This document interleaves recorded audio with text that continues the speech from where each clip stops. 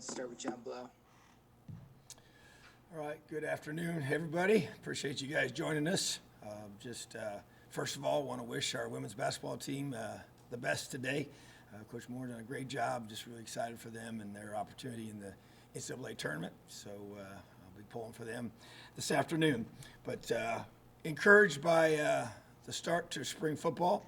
Had a pretty effective scrimmage on Saturday. I think kind of wrapped up our first 6 days, and it wasn't a full scrimmage, but it was partial as far as about 40 minutes of live goes that I thought were really, really good for our team and just kind of revealed a lot of things and get a chance to see who can make plays in space and who can, break those tackles as well. So just trying to, see where we're at as a program. I feel like our guys' energy has been really, really good.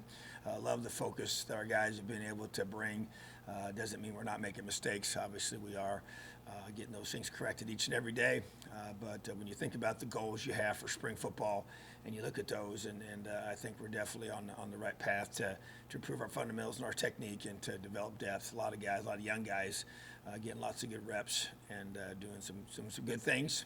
But the process continues of continuing to build our football team day by day, step by step. So been pretty physical and in regards to by design, trying to do the things you can't do outside of spring practices, blocking and tackling and all those things that are involved with that. So I've had a few guys dinged up along the way. Do want to announce that Dexter Williams has a torn ACL, and which was a big blow to him and to us. Happened in a non-contact situation, just kind of one of those things that is hard to explain. But he will be out.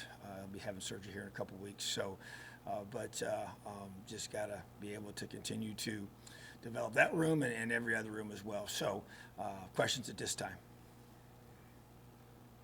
Go ahead, John. Just hearing about Dexter then there, what happens with the quarterback situation? I mean, is there a walk-on that you're comfortable with, and obviously you've got Donovan McCulley coming in next year. How much more pressure will there be on him to get ready? I mean, once he actually gets here. Yeah, I think that it does increase those. If you use the word pressure, but I think it definitely creates the need for him to be able to come in here ready to go, and which I have full confidence that he will, and excited for him and his opportunity that this would create. But at the same time, yeah, we have 3 walk-ons that are in our program right now that I think all 3 do a really good job. They all 3 are part of our scrimmage and really just good, solid players that have a high care factor, and they all got several reps on Saturday. Quite a few reps actually, and did some good things. So that's why you go out and recruit a full room full of guys that are bought in and doing the little things right. So Jack's obviously took a bunch of reps and is doing a really good job this spring, and that has to continue. So it just continues to be a position where you have to take advantage of all your guys in that room and be able to put them in position to keep improving. All right, Matt Weaver and then Kevin Brockway. Hey, Coach, how you doing? I'm good. How are you? I'm okay. You mentioned before spring ball, one of the positions that, was maybe a little bit, I wouldn't say maybe a concern, but you were anxiously kind of watching was the O-line. Just what have you seen from their development here in these first, I think you guys are, 6 practices in the last couple in pads? I mean, how they come along, and are they making the progress that you were hoping to see? Yeah, I would say that I'm very encouraged by their progress. It's a big group of guys. There's a whole bunch of them in there. Have a lot of guys that have gotten lots of reps. Got the 3 new guys have really, when I say 3, I think even Randy Holtz is considered, he still hadn't been here but a year, and he's really showing some real growth that we expected him to show. And being his first full spring here now with us, and he's a big man, and just learning how to play the position has been encouraging. Josh Sales, another guy coming in brand new right out of high school, and to me that's really been huge for him to be able to get here early. Vinny Fiacable, same thing. Just 2 really good players that are strong, and come from good programs, know how to play the position. Obviously, it's a big jump from high school for any person, but especially on the offensive line. And so, but I've been really encouraged, with their preparation that they brought with them. And so those guys have been thrown in there and getting lots of quality reps. And I think Luke Haggard's really growing and developed. He's gained quite a bit of good weight, looks really good physically. And we got a lot of guys that we're rotating in there right now by design and getting a lot of guys reps, a lot of guys preparation. So I've been encouraged by their growth so far. We're only 6 practices in. Number 7 will be tomorrow. But it's an area that must continue to be a point of emphasis for us because we're only as good as we are up front. All right, Kevin, then Jim. Well, Yeah, Coach. You mentioned guys making plays in space during scrimmage. Who were some of those guys, and what did they show you?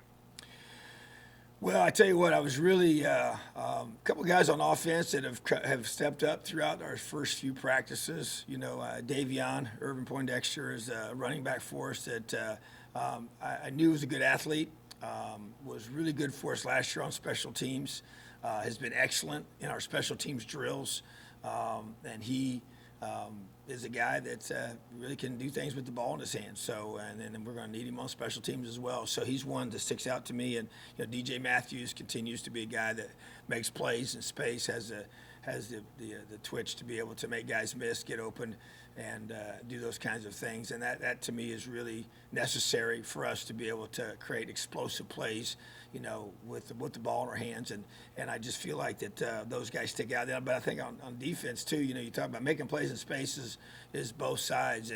And thought we really tackled well on the perimeter with our corners especially.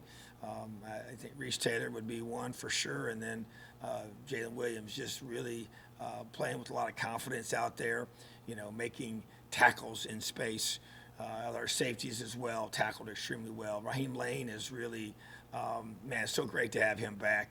You kind of, with his situation, he gets a little bit lost in he's one of our better players, especially on special teams a couple years ago, and played so much football for us his first few years here, and then to lose him last year was pretty big blow for us in the back end. But he's come in at that free safety position and just shown. Now he's a little over aggressive at times and maybe gave up some things because of that, but tackles well, smart player, high care factor, and encouraged by his. And then Juwan Burgess made some plays in space too. So thought on the back end we covered well and played. Tackling is something you always got to be working on. I mean, it's never.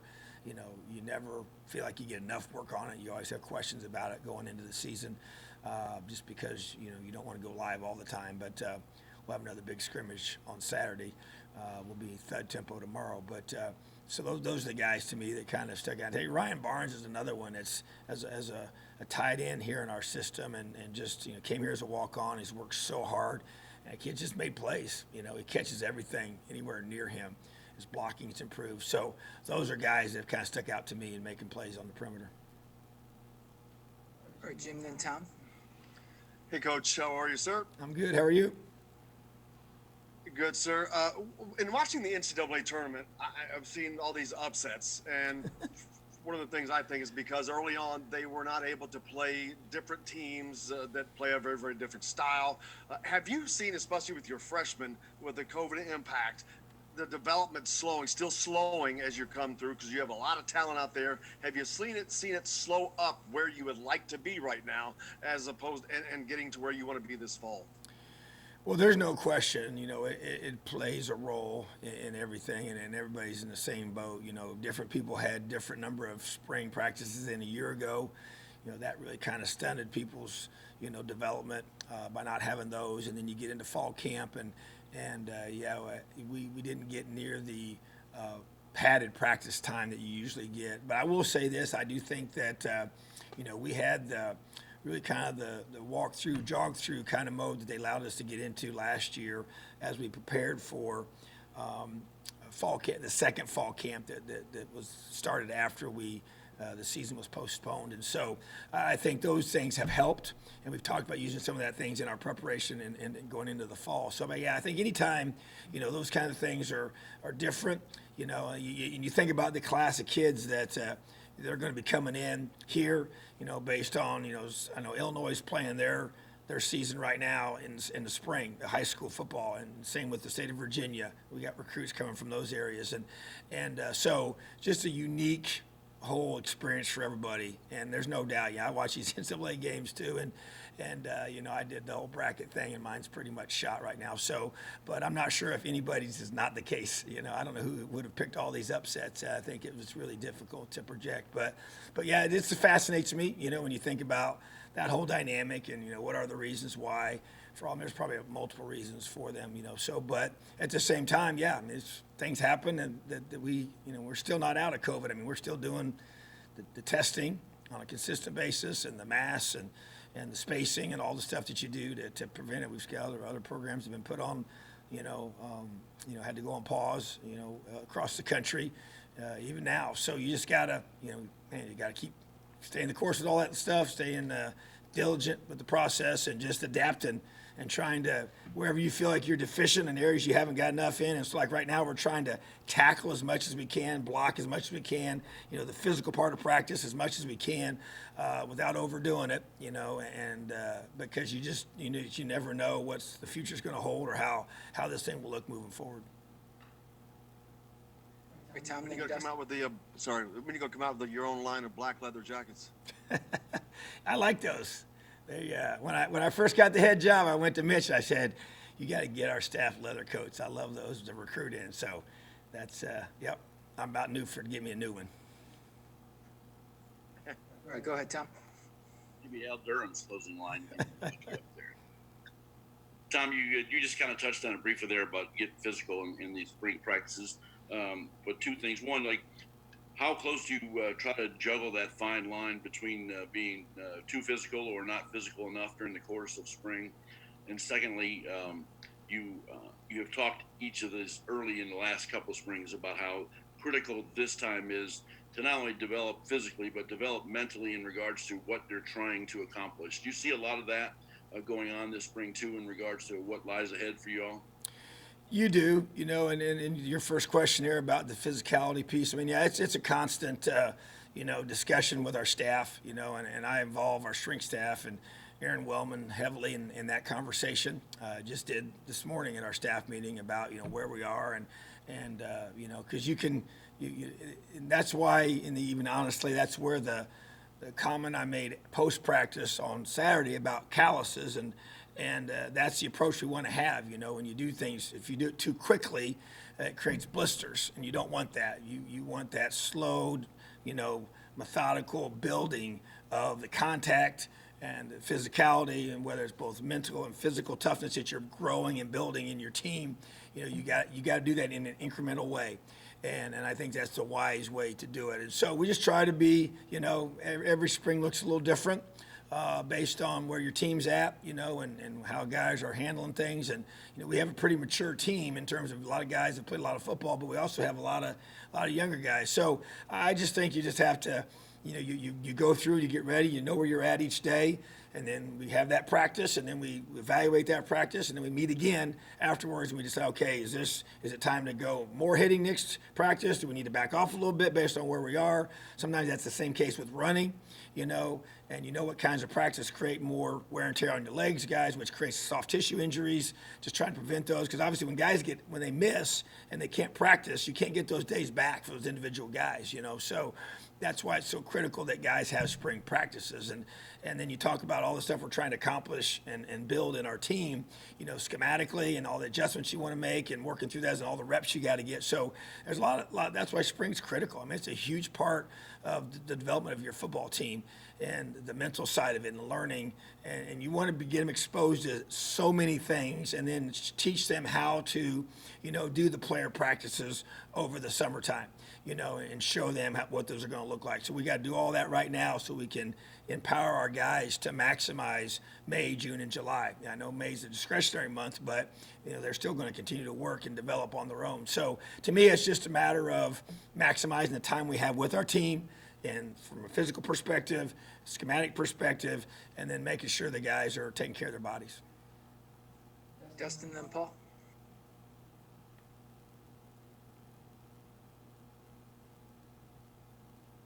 Sorry about that, Tom.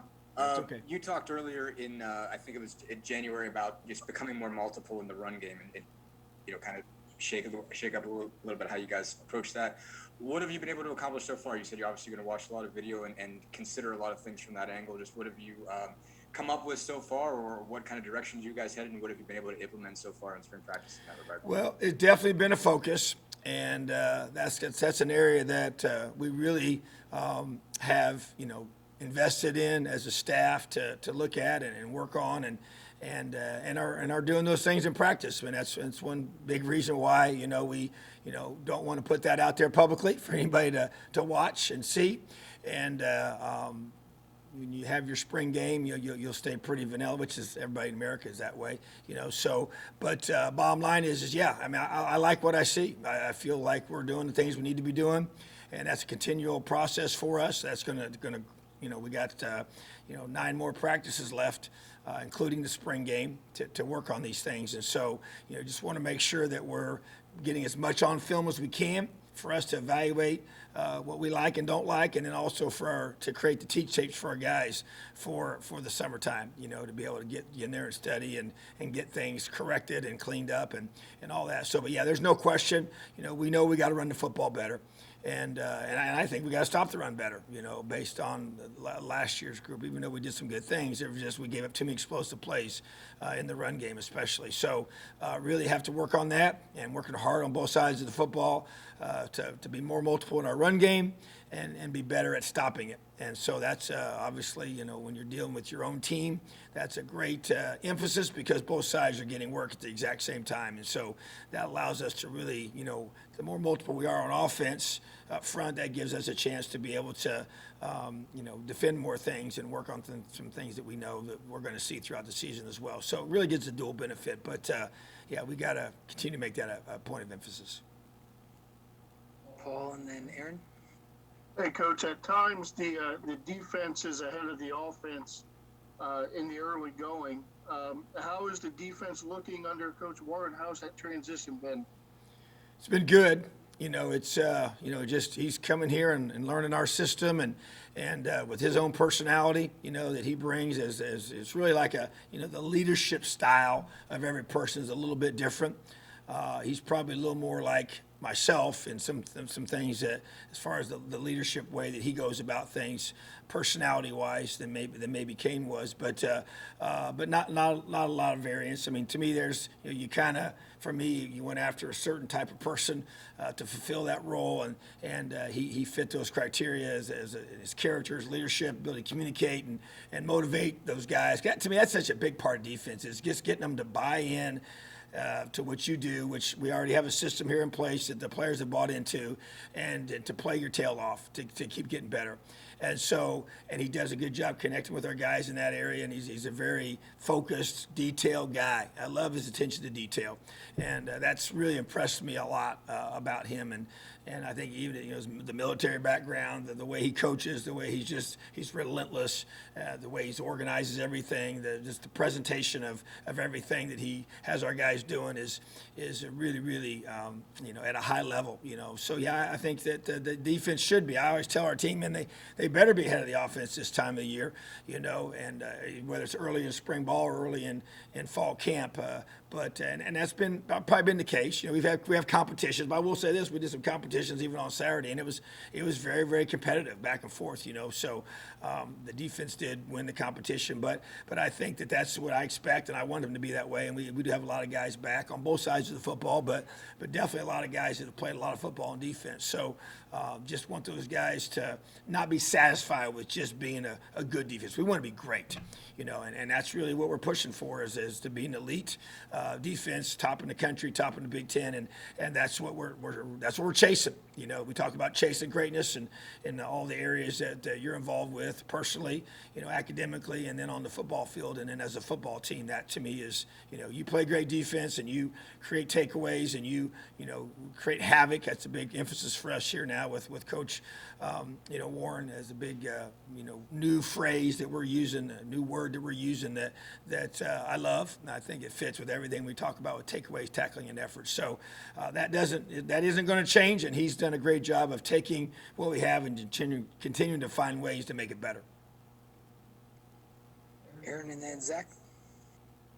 Hi, Tom. Talking with Thomas last week, he kind of said he was looking back to that Michigan State game, and he said by the time you caught up with him in the tunnel, he had kind of cried all his tears already. Can you just walk me back to what you were going through as a father then, and in the coming days or weeks, was there any thought in your head that maybe he should not continue to play football given the injury history he's had? Yeah, as far as the day that it all happened, I think the biggest thing that I remember was just, the sick feeling I get when I, was told what the injury was, and they told me that out on the field because they knew right away that his hip was out of socket. So, and I knew what that meant for the rest of this season. And yeah, my mind even went to, man, I didn't know if that was going to be it, for him. He has had some serious injuries, and you got to sit back and evaluate your whole future and what you want to do. And so, but it was just, it was tough because that was such a important win for us, and to shut them out, at their place. I knew it was the first time we'd beaten them in 19 years. I always kind of keep track of those things, and I knew that was a big deal. You win the brass spittoon, but at the same time, I'm just like, all that was just kind of, tempered by knowing that Thomas was, season was over, and so it's just tough. It's a tough balance, and you being your son, and as I got emotional, after the week after talking about it, because I know what he'd been through. I know how hard he'd worked to get back, and how much adversity he's overcome, even just the whole journey to get here, and our whole family's journey and everything that all has encompasses. So all those emotions were part of that, and so it's just tough. It's hard. But you got to be able to compartmentalize those things and be the head coach of the team and also be his dad, because he needed me to be his dad at that time. So that's the part that you just gotta there's no book for that. There's no you don't prepare for that. You just try to pray for wisdom to handle things the best way possible, that he knows you love him and care about him, and your team knows that you're still the leader of the team, and everybody has value no matter who they are. So that's kind of where you're at with all that. And then as far as his future, it's as a decision that we talked about, and he definitely wanted. He didn't really ever hesitate in that regard. I'm sure in the back of your mind you kind of wonder how's this gonna look moving forward, and can I come back from this? And so the doctors were optimistic, and there were some different parts to it that we had to kind of wait and see. How the injury was healing, and in terms of definitely with the blood flow to the hip socket and all those kind of things that kind of separate, whether you can play or not in the future. So everything has continued to go positively in that direction, and he is a tough kid, and he works extremely hard, and it is a painful rehab. It's painful probably as any injury you have, and to try and get that hip movement back, and so he's right on schedule. He's doing great, and I'm a little surprised he's moving around as well as he is at this point, knowing what he's been through. So he has every intention of finishing this thing out, and so couldn't be more proud of him. He's a warrior. Zach and John. Hey, Tom, I guess I'm just curious. It's something that seems like it's gotten a lot of traction for your program on social media. Just what's the thought behind the players of the practice award? It seems like that's something that your coaches are making a real big deal of. I was just curious about. Yeah, I just we were always as a staff trying to find ways to recognize our guys. I think that this time of year, and we can't have the scrimmages are closed, and I don't know who's going to be at the spring game or not. I haven't really heard all the details on that, and just trying to get a chance for our players to be able to get recognized for their work during spring, which is mostly done behind closed doors per se, and give us a chance for our coaching staff to highlight those guys. I just think that when guys work so hard and they sacrifice so much for this team, I just want to I've always had the belief where, and when the players buy in, and when they're willing to do all the little things that it takes to become great as a football team, that you tell them, and I've told our team this when I got here. I said, when the individuals buy into the team, and the team does well, who gets recognized? Those individuals. So it's putting yourself over here and putting your team first. That's LEO. That's the whole idea of just being an unselfish, great teammate and doing what's best for this team. And when that happens, when the team has success, the individuals get recognized. And so I just want to be able to continue to find ways to recognize our guys and show them that we appreciate their daily focus and their daily production that they have in practice when maybe nobody else can see it, but we do. And we get a chance through social media to put those out there and have the coaches tweet it out, and I retweet it. And I think that that's an important way to continue to build the brand of our program of guys being able to know that, man, it's we're all part of this thing, and we're going to work really hard as a football team, but you will get recognized when you separate yourself. John, and then we'll wrap up with Matt. A really random question. I heard that those cardboard cutouts that were ordered, that there were like a couple hundred of them that you had to sign. Do they just kind of dump a stack of these things at your house, and how long does it take to work through them? And Yeah. are there any particular ones that stood out to you that you remember just because they were kind of goofy or weird?